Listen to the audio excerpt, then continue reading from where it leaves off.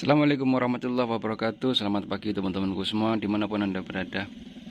Jadi kali ini saya kedapatan Honda Revo ya. Jadi permasalahannya di sini, kendalanya itu pertama sebenarnya orangnya cuma servis saja ya. Tapi sebelum riwayat servis itu orangnya mengalami mogok ya motornya ini. Nah setelah mogok diselah itu diengkol terus, jadi bisa lagi ya. Jadi maka dari itu dibawa ke sini dan bapaknya itu khawatir ada apa dengan motornya ya, dan jangan-jangan itu akan menjadi berulang kali ya. Makanya takut kenapa-napa, makanya dibawa ke bengkel ya. Jadi setelah saya cek, setelah saya servis ya, jadi mulai dari karburator sudah saya bersihkan, filter sudah saya bersihkan, busi sudah saya cek, pengapian sudah cek, semua bagus ya, tidak ada masalah ya. Mulai dari karburator lumayan bersih, filter juga tidak terlalu buntu, jadi tidak menjadi permasalahan kenapa motor ini mogok. Bukan dari penyebab dari filter kotor ya, soalnya kok mogoknya itu tiba-tiba ya, kayak pengapian hilang ya. Jadi tiba-tiba gas dihabiskan pada waktu jalan menurun, kan itu habiskan gasnya, dihabiskan ya. Nah itu awal mula dari mogok ya, mati ya.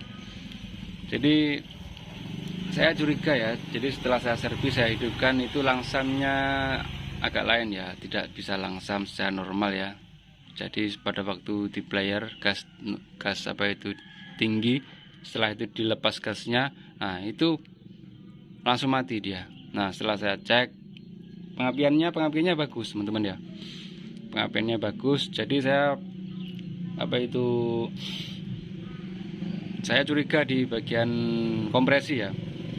Jadi makanya saya ini bongkar. Setelah saya pertimbangkan, saya membuka kopnya itu ya, silinder kopnya. Nah saya amati ya, saya cermati di engkol ya. Saya engkol itu emang tidak ada perlawanan ya, tidak ada kompresi. Maksudnya kompresinya ada, cuma tidak seperti biasanya ya. Jadi tidak seperti biasanya ya. Jadi motornya itu kalau di engkol itu hidup teman-teman ya. Tapi cuma ngengkolnya itu harus keras. Nah, harus berkali-kali. Dan itu baru bisa hidup. Nah, mungkin itu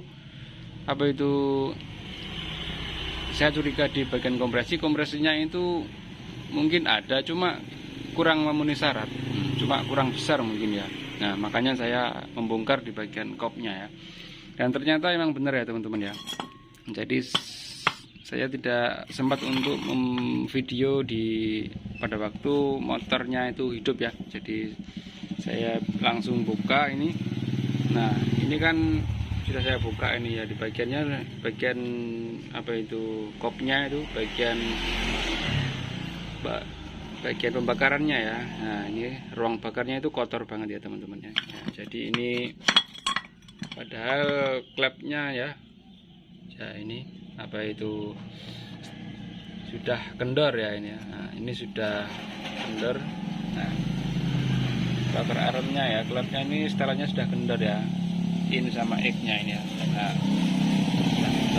soalnya sudah saya setelah klepnya normal ya, saya mengira kalau klepnya itu kencangan mungkin ya. Nah setelah saya setel normal ya, itu tetap kompresi tetap kurang stabil ya, kompresinya tetap kurang memenuhi syarat. Ada kompresi cuma kurang besar ya. Nah ini saya akan memberikan pembuktian ya. Saya mengecek kompresi dengan seperti ini ya. Saya berikan bahan bakar ya, bensin. Nah ini saya masukkan ke sini intake-nya ya. Nah ini kan bocor kan. Nah ini jadi bensin keluar dari setelah klep ini ya. Jadi ini bukti kalau memang klepnya mengalami kebocoran ya. Nah ini ya, ini di bagian intake-nya ya. Kalau di bagian X-nya itu, ini kan bongkaran kemarin ya. Ini saya cek di pagi hari ini ya, di esoknya. Nah, yang bagian X-nya itu aman-aman saja teman-teman ya.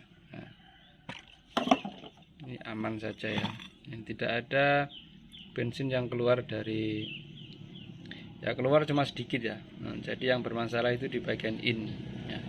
Jadi nanti saya akan melakukan pembongkaran ya, di bagian klepnya saya bongkar. Ini cara mengatasinya harus kita sekur, harus kita cek apa itu klepnya ya, apakah klepnya bagus, apakah apa itu settingannya itu bagus apa enggak, kita harus bongkar, dicek ya. Kalau memang semua bagus, cuma kotor aja, nanti kita bisa sekur, nanti akan kompresi akan bagus ya. Jadi nanti kita akan sekur dulu, kita bongkar dulu ya.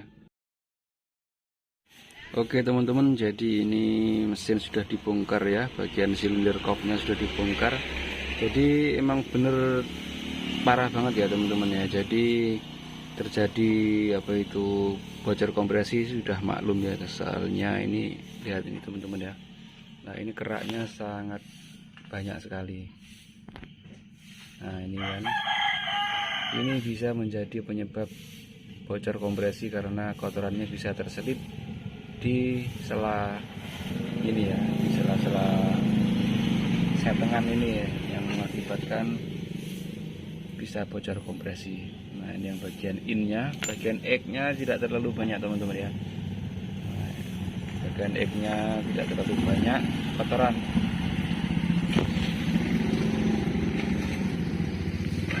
Nah ini kan, nah, tidak terlalu banyak. Yang paling banyak adalah bagian in-nya ya. Jadi nanti kita akan membersihkan dulu dan kita akan menyekur ya. Di area sini sudah harus bersih, benar-benar bersih ya. Kita gunakan alat ini ya, pakai membersihkan kerak-kerak yang ada di dalam silinder kopnya ya. Kita sekur dulu. Oke teman-teman, jadi ini silinder kopnya sudah dipasang ya, sudah saya rakit, sudah saya bersihkan, dan sudah saya sekur.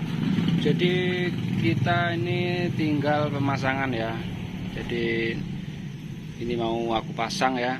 Setelah itu kita coba nanti apakah motornya bisa langsam dengan enak atau enggak ya. Jadi kita langsung pasang aja. Oke teman-teman, ini mesin sudah jadi ya. Jadi barusan sudah saya pasang, sudah saya rakit. Jadi ini hasilnya ya teman-teman ya. Jadi stasioner juga enak ya. Ini apa itu, gas juga responsif ya. Nah kalau gas tinggi, habis itu dilepas gas itu tidak mati ya.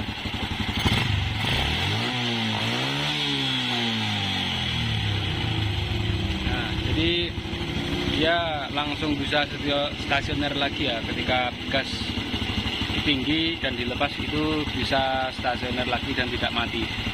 Dan kalau sebelumnya dibongkar, sebelum apa itu kompresi diperbaiki ya, itu pada waktu langsam itu susah ya, mati ya. Jadi kalau mau hidup, ditarik gasnya, gas tinggi itu, kalau gasnya langsung dilepas ya itu seketika langsung mati ya, dan hidupnya itu susah lagi ya. Jadi ini sudah normal ya.